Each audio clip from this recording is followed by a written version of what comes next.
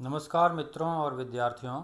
मैं doctor R C. Srivastava, associate professor, department of geography, doctor B R. Ambedkar government college Sriganganagar आपका स्वागत करता हूं। आज का टॉपिक भारत एक विभिन्नताओं का देश तथा विविधताओं में एकता से संबंधित है। इंडिया में बहुत सारी विविधताएं पाई जाती हैं, उसके बारे में आज बातचीत करेंगे। भारत लगभग 32 लाख वर्ग किलोमीटर से अधिक क्षेत्रफल के साथ विश्व का 7वां बड़ा देश है। इसकी उत्तर दक्षिण दिशा से लंबाई 3200 किलोमीटर तथा पूर्व पश्चिम दिशा में चौड़ाई लगभग 2900 किलोमीटर है। जनसंख्या की दृष्टि से भारत चीन के बाद दूसरा सबसे बड़ा देश है। इतने बड़े देश में भौतिक, आर्थिक, सामाजिक तथा राजनैतिक विविधताओं का पाया जाना स्वाभाविक है। प्रमुख विविधताओं और विभिन्नताओं का संक्षिप्त विवरण इस प्रकार है। इसको दो भागों में बांट सकते हैं। नंबर 1, भारत विभिन्नताओं का देश, और नंबर 2, विविधता में एकता। इसमें पहले भाग में जो प्रमुख बिंदु है वह है पहले नंबर पे संरचनात्मक विविधताएं। संरचनात्मक दृष्टि से समस्त भारत को 3 मुख्य भागों में बांटा जा सकता है। ये तीनों भूभाग एक दूसरे से सर्वथा भिन्न हैं और अपनी अलग अलग पहचान बनाए हुए हैं। इनका संक्षिप्त वर्णन इस प्रकार है। नंबर 1, प्रायद्वीपीय पठार, नंबर 2, हिमालय पर्वत, और नंबर 3, सिंधु गंगा ब्रह्मपुत्र का मैदान। संरचनात्मक विविधताओं में प्रायद्वीप पठार की विविधताओं को पहले लेंगे। भारत के दक्षिण भाग में प्राचीन पठार स्थित है जिसे दक्कन का पठार कहते हैं। ये पुरातन शैलों का बना हुआ है जो प्री कैम्ब्रियन महाकल्प में निक्षेपित अवसादों के समुद्र की सतह के ऊपर उठने के पश्चात उसके बाद दोबारा समुद्र में नहीं डूबे। प्रायद्वीपीय पठार के संरचनात्मक इतिहास में सबसे महत्वपूर्ण घटना तब घटी जब पैलियोजोइक महाकल्प में विशाल अरावली पर्वत का निर्माण हुआ। अपरदन के विभिन्न कारकों ने इसे घिसकर छोटा कर दिया है। इस घटना के पश्चात प्रायद्वीपीय पठार एक लंबे समय तक संपीड़न तथा वलन क्रियाओं से मुक्त रहा, परंतु पृथ्वी में तनाव से संबंधित ऊर्ध्वमुखी तथा अधोमुखी हलचलों के कारण भूस्थलों का उत्थान तथा धंसाव होता रहा है। ऐसे उत्थानों के प्रमाण पलनी तथा नीलगिरी की पहाड़ियों में देखे जाते हैं। दूसरी ओर गोदावरी, महानदी तथा दामोदर घाटियों की द्रोणी भी भ्रंशन तथा नर्मदा एवं ताप्ती नदियों की भ्रंश घाटियां धंसाव के प्रमाण प्रस्तुत करते हैं। नंबर 2, हिमालय पर्वत की विभिन्नताएं या विविधताएं। हिमालय पर्वतमाला नवीन वलित पर्वत है। आज से लगभग 7 करोड़ वर्ष पूर्व मेसोजोइक पुराकल्प में वर्तमान हिमालय पर्वत के स्थान पर एक विशाल भू अभिनति थी जिसे टेथिस सागर के नाम से पुकारते हैं। इस विशाल सागर के उत्तर में अंगारा लैंड तथा दक्षिण में गोंडवाना लैंड नामक स्थलीय भाग स्थित है। इन स्थलीय भागों से अनेक नदियों ने तलछट की विशाल राशि का टेथिस सागर में निक्षेप किया। मेसोजोइक पुराकल्प के अंत में भूगर्भीय हलचलों के कारण गोंडवाना लैंड तथा अंगारा लैंड एक दूसरे के निकट आए और टेथिस सागर में निक्षेपित तलछट पर संपीड़न होने लगा। इस संपीड़न के कारण यह तलछट वलित होकर ऊपर को उठने लगा। टर्शियरी युग में लगभग 2 से 3 करोड़ वर्ष पूर्व वर्तमान हिमालय का निर्माण हुआ। भारत में भूगर्भ संबंधी विविधताओं का अनुमान इसी तथ्य से लगाया जा सकता है कि विश्व के नवीनतम पर्वत हिमालय तथा प्राचीनतम पर्वत अरावली भारत में ही हैं। नंबर 3, सिंधु गंगा ब्रह्मपुत्र के मैदान की बात करते हैं। उत्तर में हिमालय तथा दक्षिण में दक्कन के पठार के मध्य में स्थित इस विशाल मैदान को भारत का उत्तरी मैदान भी कहते हैं। ये सिंधु गंगा और ब्रह्मपुत्र नदियों द्वारा निर्मित है। इसका निर्माण मुख्यतः हिमालय से निकलने वाली नदियों तथा कुछ दक्षिणी पठार से उत्तर की ओर बहने वाली नदियों के निक्षेप से हुआ है।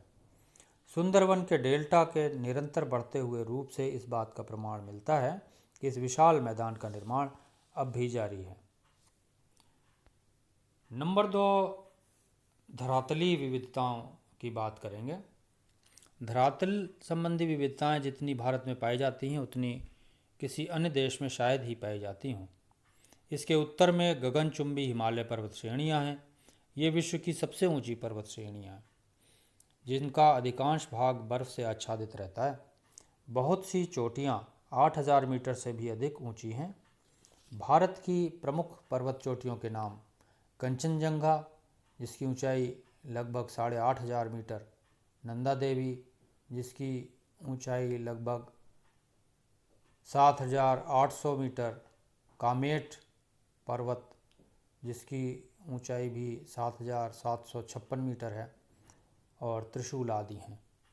अति तीव्र ढाल वाली ये पर्वत श्रेणियाँ अभेद्य हैं और इन्हें पार करना मनुष्य के लिए और पवनों के लिए भी अत्यंत कठिन है।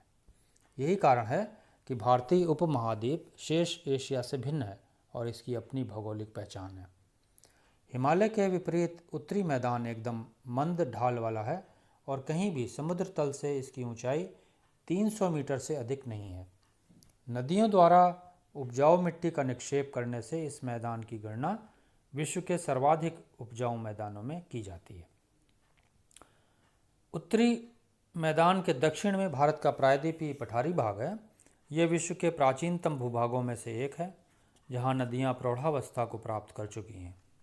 आग्नेय तथा कायांतरित चट्टानों से बना हुआ यह पठारी भाग खनिज संपदा की दृष्टि से भी बहुत धनी प्रदेश है। नंबर 3, जलवायु संबंधी विविधताएं या डाइवर्सिटीज ऑफ क्लाइमेट। यद्यपि भारतीय जलवायु को समूचे तौर पर मानसूनी कहा जाता है, तथापि यहाँ की जलवायु में स्थानिक तथा सामयिक विविधताएं स्पष्ट दिखाई देती हैं। कुछ उदाहरणों से भारत की जलवायु संबंधी विविधताएं स्पष्ट हो जाती हैं, जिसमें से एक, राजस्थान के जैसलमेर, बाड़मेर, चूरू, गंगानगर में ग्रीष्म का तापमान 48 डिग्री सेंटीग्रेड से भी अधिक हो जाता है, जबकि उसी समय कश्मीर के गुलमर्ग में केवल 22 डिग्री सेंटीग्रेड तक ही रहता है और हिमालय के उच्च प्रदेश सदा बर्फ से ढके रहते हैं। इसके अलावा दिसंबर में कारगिल का न्यूनतम तापमान -40 डिग्री सेंटीग्रेड तक गिर जाता है, जबकि चेन्नई में उसी समय 22 डिग्री सेंटीग्रेड तक रहता है। मौसिनरम और चेरापूंजी में लगभग 1200 सेंटीमीटर या उससे भी अधिक वार्षिक वर्षा होती है, जबकि जैसलमेर में औसत वार्षिक वर्षा केवल 12 सेंटीमीटर या उससे भी कम है। अधिक वर्षा से जुलाई में ब्रह्मपुत्र की घाटी में भयंकर बाढ़ आती है, जबकि राजस्थान में फसलों के लिए जल का अभाव रहता है तथा सूखा पड़ता है। उत्तर पश्चिम भारत में पश्चिमी विक्षोभों के द्वारा शीतकालीन वर्षा होती है, जबकि तटीय भागों में उष्णकटिबंधीय चक्रवातों का प्रभाव होता है। चौथे नंबर पे हम बात करेंगे वनस्पति संबंधी विविधताओं की। जलवायु संबंधी विविधताएं सहज ही वनस्पति की विविधताओं में प्रतिबिंबित हो जाती हैं। 200 सेंटीमीटर से अधिक वार्षिक वर्षा वाले क्षेत्रों में उष्णकटिबंधीय सदापर्णी वन पाए जाते हैं। 100 से 200 सेंटीमीटर वार्षिक वर्षा वाले क्षेत्रों में उष्णकटिबंधीय पर्णपाती या मानसूनी वन पाए जाते हैं। इसके विपरीत राजस्थान की मरुभूमि में बबूल, कीकर तथा कांटेदार झाड़ियाँ ही उगती हैं। हिमालय प्रदेश में वनस्पति पर वर्षा की अपेक्षा तापमान का अधिक प्रभाव है। ऊंचाई के साथ तापमान कम होने से वनस्पति में परिवर्तन आ जाता है। अतः हिमालय में ऊंचाई के क्रम के अनुसार उष्णकटिबंधीय से लेकर अल्पाइन वनस्पति प्रदेशों का अनुक्रम पाया जाता है। पांचवा, मिट्टियों संबंधी विविधताएं हैं। पठारी भागों में ज्वालामुखी लावा से बनी हुई काली मिट्टी पाई जाती है, जबकि गंगा यमुना के मैदान में कांप की उपजाऊ मिट्टी पाई जाती है। पहाड़ी क्षेत्रों में पर्वतीय मिट्टी तथा मरुस्थलीय भागों में बलुई मिट्टी पाई जाती है। यहाँ पर हम काफ़ी विविधताएं देखते हैं। नंबर 6, स्थानीय समय की विविधताएं। भारत 68 डिग्री 7 मिनट पूर्वी देशांतर से 97 डिग्री 25 मिनट पूर्वी देशांतर तक फैला हुआ है, और इस प्रकार भारत का देशांतरी विस्तार लगभग 30 डिग्री है। पृथ्वी 24 घंटे में अपने अक्ष पर 360 डिग्री देशांतर घूम जाती है। इस प्रकार एक देशांतर पार करने के लिए 4 मिनट का समय लगता है। अतः अरुणाचल प्रदेश तथा सौराष्ट्र के बीच स्थानीय समय का अंतर 30 × 4 या 120 मिनट अर्थात 2 घंटे है। अरुणाचल प्रदेश में सौराष्ट्र की अपेक्षा सूर्योदय 2 घंटे पहले ही हो जाता है। 7वें नंबर पे हम बात करेंगे जनसंख्या के वितरण में विविधताओं की। जो पहले भौतिक तत्वों में विविधता के कारण जनसंख्या के वितरण में काफ़ी विविधता पाई जाती है। एक और तो लद्दाख और थार की मरुभूमियाँ लगभग मानव विहीन हैं, और दूसरी तरफ नदी घाटियों में तथा डेल्टाओं में अत्यधिक जनसंख्या पाई जाती है। और अंत में सामाजिक तत्वों में विविधताओं का कुछ जिक्र करते हैं। भारत में विभिन्न भागों में विभिन्न जातियों, धर्मों, भाषाओं, समुदायों आदि के लोग रहते हैं, जो एक दूसरे से सर्वथा भिन्न हैं। विभिन्न क्षेत्रों के लोगों के भोजन, वस्त्र, मकान तथा रीति रिवाजों में काफ़ी विविधता पाई जाती है। भारत में सिर्फ विविधताएं ही नहीं पाई जाती हैं, विविधताओं में एकता भी पाई जाती है। संपूर्ण भारत का एक सूत्र में पिरोए रहना भारत की पहचान है। इसका विकास समय के साथ साथ हुआ है और एकता को बनाए रखा गया है। इससे संबंधित मुख्य कारक इस प्रकार हैं। नंबर 1, धरातलीय संरचना में एकता। भारत के 3 प्रमुख धरातलीय खंड प्रायद्वीपीय पठार, हिमालय पर्वत तथा उत्तरी विशाल मैदान एक दूसरे से अलग नहीं है तथा भारतीय उपमहाद्वीप को एक रूपता प्रदान करते हैं। देखने में तो ऐसा लगता है कि ये तीनों भूभाग बिल्कुल अलग अलग हैं, लेकिन अलग अलग होते हुए भी इनमें एक रूपता पाई जाती है। और संपूर्ण भारत में धरातलीय संरचना में अंतर होने के बावजूद एक चीज़ दूसरे से अच्छी तरह से जुड़ी हुई है और एक रूपता का प्रमाण देती है। नंबर 2, बात करते हैं मानसूनी जलवायु संबंधी एकता। भारत में प्रदेशों की जलवायु में स्थानीय अंतर पाया जाता है, किंतु इसके बावजूद संपूर्ण देश की जलवायु मानसूनी है, क्योंकि भारत में ऋतुलय एवं मानसूनी पवनों का ऋतुओं के अनुसार चलना संपूर्ण देश में एक साथ होता है। इस प्रकार मानसून ने देश के समस्त विस्तार में मानव एवं प्रकृति के मध्य होने वाली पारस्परिक क्रिया में काफ़ी हद तक समरूपता लाने के लिए आधार प्रस्तुत किया हुआ है। यानी हम कह सकते हैं मानसूनी जलवायु में हालांकि एक स्थान से दूसरे स्थान पर तापमान, वर्षा, वायुदाब आदि में पर्याप्त अंतर पाया जाता है, लेकिन इसके बावजूद जलवायु जो है पूरे भारत को एकता प्रदान करती है और संपूर्ण भारत की जलवायु मानसूनी कहलाती है। नंबर 3 महत्वपूर्ण कारक है सांस्कृतिक एवं सामाजिक गुण। इससे संबंधित बात करें तो देखते हैं सांस्कृतिक एवं सामाजिक गुणों के निरंतर आदान प्रदान ने सांस्कृतिक मिलन की एक प्रक्रिया को जन्म दिया, जिसने प्रादेशिक वर्गों पर अपनी गहरी छाप लगाकर एकता को जन्म दिया। भारत में विभिन्न धर्मों के होते हुए भी सभी धर्मों के सूफी संतों ने उपदेश दिए जो अलग अलग भाषाओं में मिलते हैं। एक ही मूल संदेश सभी ने दिया है, मानव जाति की एकता। इस प्रकार सामाजिक वातावरण की विविधता होते हुए भी इसमें एक रूपता के दर्शन होते हैं। प्राचीन काल में भारत में अनेक जातियों का आगमन हुआ। ये जातियां अपना अपना अस्तित्व बनाए रखने के लिए प्रयत्नशील हैं, परंतु एक लंबे समय तक रहने और रक्त संबंध होने से ये एक दूसरे से घुल मिल गई हैं। इस प्रकार इनके मिश्रण से भारतीयता का जन्म हुआ, जो कि एकता की पहचान है।